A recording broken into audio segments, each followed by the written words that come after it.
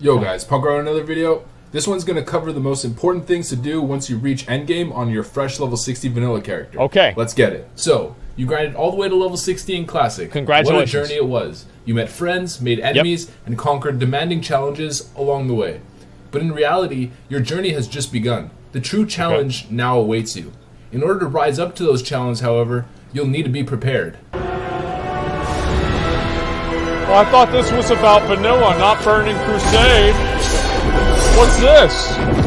You are not prepared! The question is, how to prepare? Well, look no further. This guide is going to show you exactly what you need to do a meme in from order to effectively 2009. get Molten Core ready. That's almost as old as vanilla WoW. Alright, so before we get into anything related to getting raid-ready gear, let's cover some of the basics. If you intend on being in a Not serious the God raid Emperor. group, you're going to need to stand out from the other potential applicants applying to the same guild as you.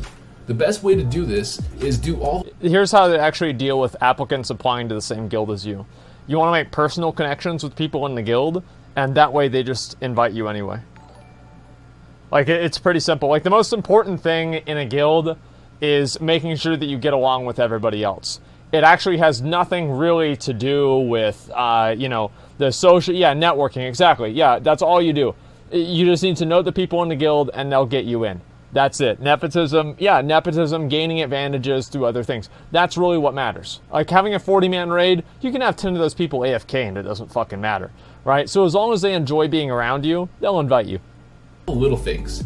And most of this comes from professions. Firstly, you're going to want to get gathering profession, or at least a gathering profession. I don't know about that. Herbalism would probably be the most straightforward one because you can just herb, full tier and that'll 3? give you all the materials that you need for Holy raid shit. consumables going forward. However, mining is pretty good, especially in the early days, because of how much money it generates from thorium being quite expensive in the early days. But if you're looking to be self-sufficient in your raid preparation, I wouldn't suggest mining over herbalism. With that said, you can still go mining and use the money that you generate to purchase your consumables or purchase the herbs to get your consumables crafted by a guildmate. Alongside your gathering profession, you're going to want to have a crafting profession, something like blacksmithing, leatherworking, enchanting, or alchemy. Okay. I'm purposely omitting tailoring because I don't think tailoring in the very early version of the game, which is what we're going to be getting with WoW Classic, gives you that many useful patterns to create. Wait, what is ERBS? Why are you guys saying ERBS? What's an herb?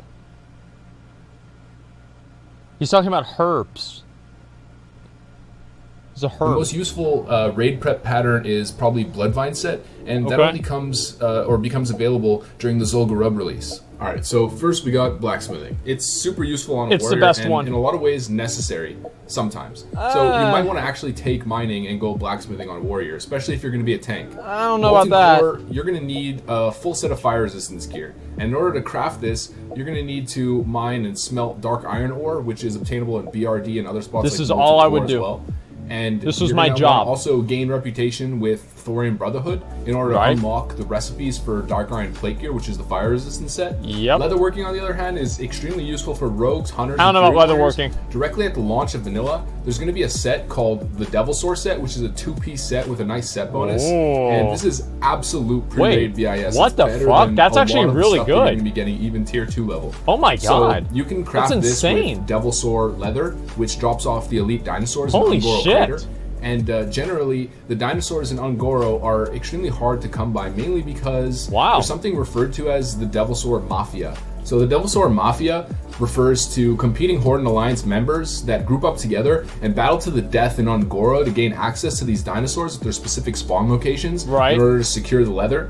Participating in this stuff can actually be quite fun. I mean, it doesn't really feel like regular mindless farming. It feels more like a battleground. With the announcement of layering being implemented for the first month or so, you could potentially take advantage of a great opportunity here. If you hit high levels quite fast, you can form a group of guildies or friends, like-minded individuals, whatever, force yourself onto a lesser populated layer on your server, and absolutely dominate the Devil Sword stock on your server. Dude, we're gonna fucking do that. We can just abuse the layering system because it's entirely, it's based around, what do you call it? Around the entire continent. So we can just layer farm all of the Devil Star and get these sets for everybody in the first week. Well, no, it's not TOS. How's that TOS? It's in the game. It's not TOS at all. Trust me, like people do that in retail. Like you check for mobs on one server, then you have your friend invite you to another server, and then you swap and you look on that server too. People do this all the time. You're busy getting camped. People won't be that high enough level, man, and we'll do it with a group. Like, it's not going to be a big deal. This is a great fucking idea. Clever use of game mechanics. Clever abuse of game mechanics. That's what it's really about. Need horde friends to kill alliance that go for it? Yeah, but I mean, we'll figure that out. It'll be okay. And also, they won't be able to swap layers as fast as we can because they don't have people inviting them. So we'll be much more efficient than they are. Something Spirit of Vanilla. Listen, bro. If I have to deal with dozens of people messaging me, sending me mail, calling me a cocksucker, trying to jump around in front of me with level 1s, I'm gonna take these advantages whenever I can get them. Okay? I said I would not accept gold. This is a bit of a gray area here. We'll probably just put the money towards the guild bank, which is actually going to be me. I'm going to be the guild bank, but I'll have a specific character, and I'll call him. What would be a good name for a guild bank character name? Yoinkarino. Yeah, that's actually a really good. That's a great guild bank. Yeah, Asmon Bank. Yeah. Yeah, we'll call it Bank of Azeroth. Asmon Silver. That's a good idea too.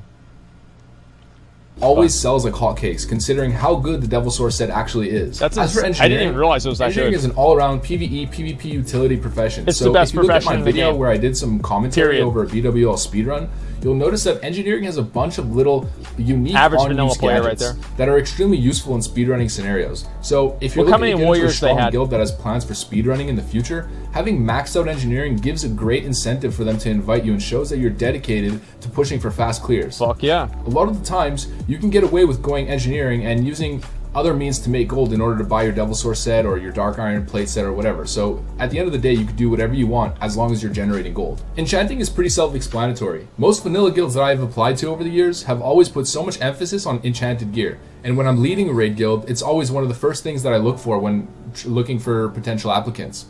Most hardcore guilds want to see almost all of your items, or preferably all of your items, fully enchanted in order to give you a raid spot. This is a more difficult thing in the I remember there was this is back in the day, we had like people in the guild and they'd be like, oh, I don't want to get enchants on my gear because if I join your guild, I'm going to get better gear and I could put enchants on that instead.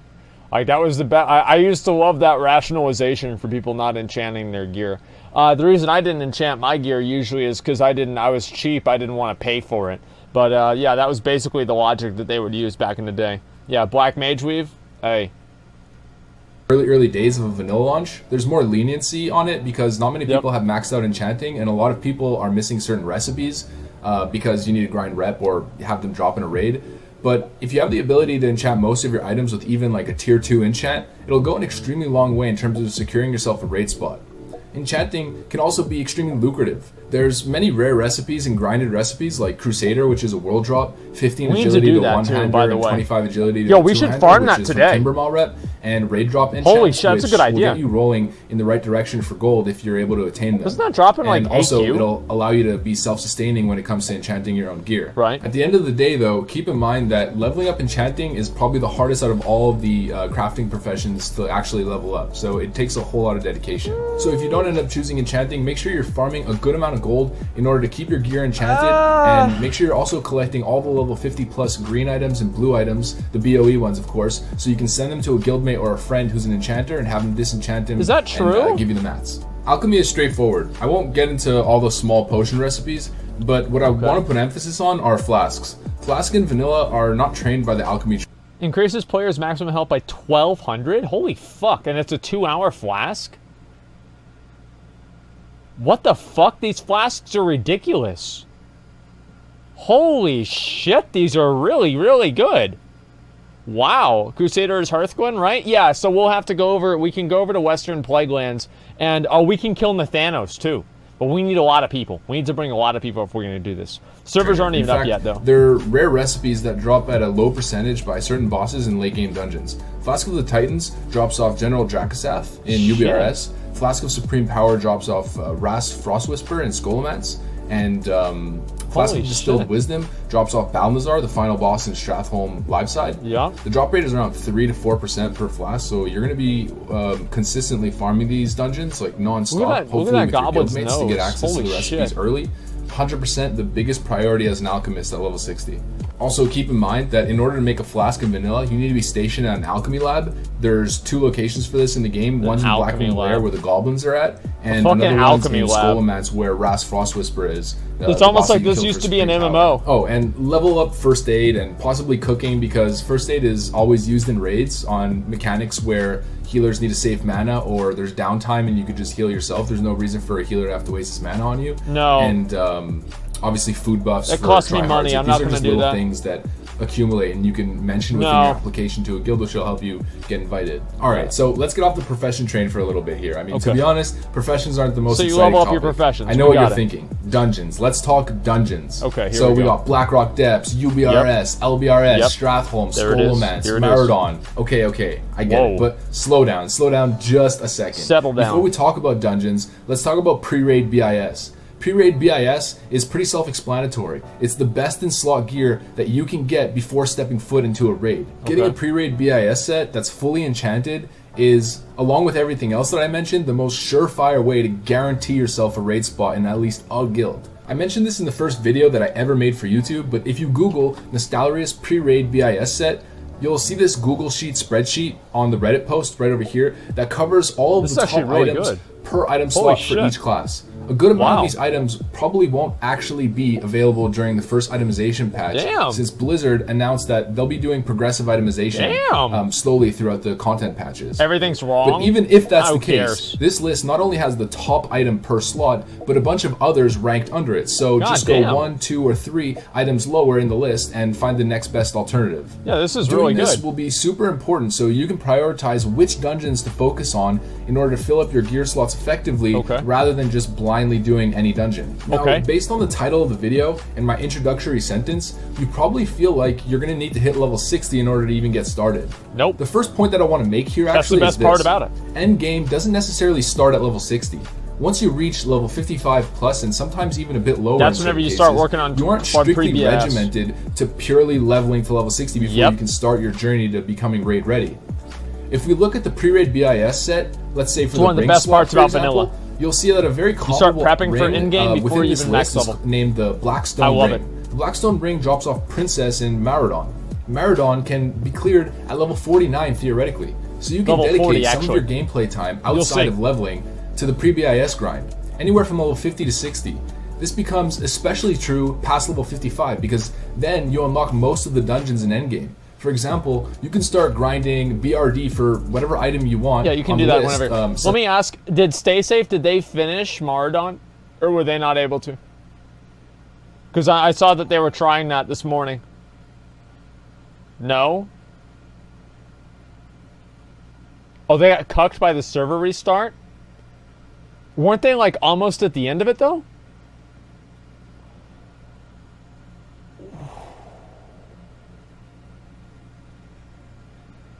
Oh man. I got fucked hard by first giant. Just kite him, dude. Holy shit, man, that sucks. Hand of Justice, which are BIS melee items for BWL. And I need to get that Hand of Justice. Hand of Justice is ridiculous. Starting that early will help you get the head start, or even hitting level 60 and already having those is insanely valuable. I'm probably going to make a video where I go into a lot of these items more into like a deep dive style, so I won't go into too much detail about them, but yeah, anyways, we'll keep that for another one. Alongside the dungeon grind, you're also going to want to focus on specific dungeon quests. There aren't that many of them. I think some of them may not even come with the first patch that we get. Specifically like the quest line that leads to the quest In Dreams. You can correct me if I'm wrong. I don't know what Blizzard's stance on this, but that's technically the one... this quest line was added in patch 1.7. That's where Tyrion's son dies. Be available during the Molten Core content that's patch really release. Fucking good. But if it is available, it gives a really nice tank chest piece and a melee DPS necklace. I think it's called Mark of Fordring. So again, if you can do it, then it's an absolute must. But aside from that, there's also a couple other spoilers, by the way, that give some really nice items, so let's go over some of those. So alongside that, you're also going to want to do your Onyxia and Molten Core attunement quests while in the high level 50 range, and those quests are going to take you both through Blackrock Depths. Attunement to the Core, which is the quest for Molten Core, asks you to clear all the way to the Molten Core portal within BRD. You can also do this cheesy route through the magma to just get there without having to clear the whole instance. You collect the stone and then take it back and you're attuned. So the Onyxia attunement quest is different for Horde and Alliance. I'm not going to go into too much detail and like start getting into this is what it is on annoying, both sides. dude. I'll just tell you really quick, the Alliance one is in BRD. I don't think we're going to be able to get a kill on Onyxia or any of these bosses in week 1 in Classic. Like, there's, like, no way of it happening. I mean, I could see, like, a super no-life guild being able to do it. But in terms of, like, just an average guild or whatever the fuck, like, there's no fucking way it's going to happen. Like, I can't see it happen. Onyxia attunement takes forever. Well, the issue is, like, even if I can do it, then let's say how many other people are going to be able to do it. That's the main issue. Stay Safe will? Yeah, maybe Stay Safe will do it, but will everybody else in his guild do it? I mean, that's a really hard, like a high-level thing to expect. I don't see any of these, like, you know, guilds, because, like, how can you really tell if your guild is going to be super motivated whenever Classic actually comes out? You know, there's everybody, like, this is like whenever expansions come out, right? Expansion comes out, and right before the expansion, your raiding roster is 50 people, right? You can make 2 raids, and then by the time that Mythic comes out, your raiding roster is 18 people, because they all just dropped out, changed their mind, or decided not to play, and then 3 or 4 of them that actually leveled up turned out to actually be fucking garbage, and we couldn't trust them to be in the raids. I get the issue with this kind of shit is, like, yeah, if you have, like, a guild from, like, private servers or whatever, maybe you'll be able to do it. But anytime there's a server like this, or anytime there's a transition period, you always lose people in translation. Ever happens every fucking expansion. So I don't know if any guild is going to kill Onyxia or Ragnaros on week 1. If they do, that'll be extremely impressive. But my guild will kill it on 2nd week, so I'm not too worried about it.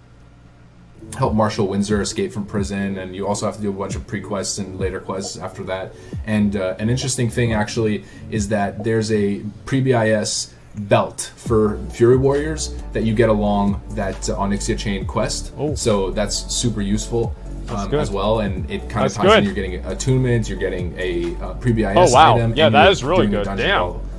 Doing it. So okay, that's a good belt. 3 birds with 1 stone, right? The most important quest out of the Onyxia's Lair attunement quest line is for the Horde on the Horde side, which asks you to go slay Warchief Rend, and there's General Dracasath's Demise on Alliance side, which asks you to go kill General Dracasath. Both of them are in UBRS.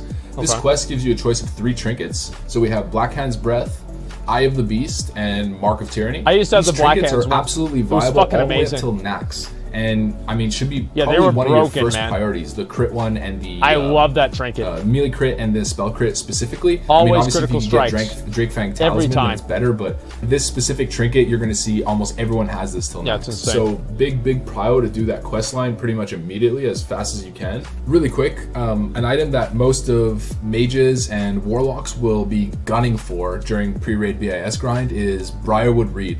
This is a trinket with 29 spell power that drops from Jed in UBRS. This boss in UBRS is actually a rare spawn, so you're going to have to do it a bunch of times, a bunch of UBRS runs to actually get it, especially considering that you're probably going to be in the 10-man dungeon, because UBRS is a 10-man dungeon with a bunch of different casters or a couple different casters, and it might take you upwards of potentially 30 runs to get this item, to be completely honest. And it's one of the reasons why I'm staying away from mages specifically this time around in vanilla, is just the loot grind is so real, and the competition for loot makes it even worse. But I digress. The point is, this item will last you till late BWL, until Tharion's tier pretty much. And it's one of the items that you should focus on. Tharion's tier was so fucking OP, we had mages in my guild kill Illidan with it. On right away if you're try hard. But in general, take a look at the list. Go through it as effectively as possible, picking out items you want to build around, get a set, and then focus on these sort of items and like hard farming them to finish off your set. And also the boss, before this, there's the fire boss, I forget his name, I'll post it here. See, the best part about this boss, the hardest part about this boss right here, is waiting for the RP to end.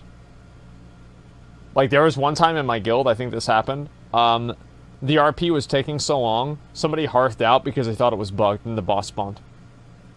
UBRS drops True Strike shoulders for melee, and these shoulders are incredibly good. These will again last. Yeah, those are really good too. One thing you're going to want to do as a melee once near level 60 is get this dropped quest item in Winterspring, which allows you to start picking up this consumable that drops straight off the furbolgs there. It's called Winterfall Firewater, which gives you 35 attack power for 20 minutes and makes you grow in size. So my mom used to farm these for me. There's also Juju power buffs that you can get from the Winterfall Echo quest, but that isn't available till patch 1.11. That was so annoying. That's going to be available in the first phase of WoW. Yeah, my mom would actually farm this in general, She'd mail them to melee me. Consumables available in Winterspring, so just be aware of that going forward. All right, so let's summarize everything really quick. Okay. First part I covered was professions. Good. Becoming self-sufficient with your consumables and generating enough income to get all your stuff enchanted, purchase all of What was that picture, dude?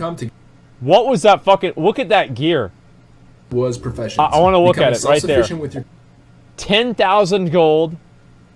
There's no way this is an actual player, man. This has got to be some sort of a fucking... Like, this has got... Dude, like, what the fuck, man? Like, stacks of flasks, dark rune, water. He's got his mounts right there. Holy shit, 10,000 gold? How the fuck do you have 10,000 gold?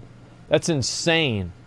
Consumables and generating enough income to get all your stuff enchanted, purchase all of the extra consumables that you're not able to craft by yourself, purchase crafted or BOE pre-raid items, and a little addition to that is generating enough income to eventually purchase your 100% movement speed ground mount or epic mount. Secondly, focusing on your pre-raid BIS items and doing all the requisite dungeons, which, as stated, can theoretically start before level 60 if you see groups going to a dungeon that you may need and might want to tag along with. 10k isn't insane. In relation to that, doing all the associated quests alongside those dungeons, which yield pre-raid BIS items, and in conjunction, doing your attunement quests so you're raid ready. This is actually really smart. Being level 60 with a full pre-raid BIS set, fully enchanted, 2 maxed out professions, a steady supply of consumables including first aid and food buffs, is the magic recipe to successfully getting into a guild. Of course. You can have 10 gladiator titles, have the best reaction time, you're literally Faker, you know, the most nimble little fingers on earth, but that means nothing. Didn't they shut Arena Junkies down? Like, I'm pretty sure they did, right?